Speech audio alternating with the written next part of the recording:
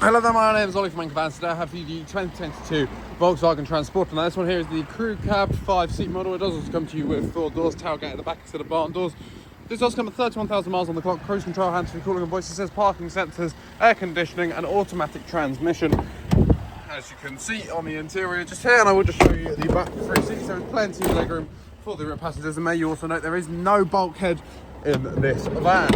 Now there is also a rear window, meaning you do have extra visibility when driving this vehicle around, which is a lot more helpful than you may think. It is ply-lined in the back just here, cargo ring stuff about to tie down any load you want to carry as well. Now if you would like to find out more about this Volkswagen Transporter, then please do feel free to head over to our website nkvans.co.uk. The link's in the description below if you're watching this on YouTube, or if not, you can always head over to our site in Padworth just outside of Reading to discover more about this and many more of our vehicles.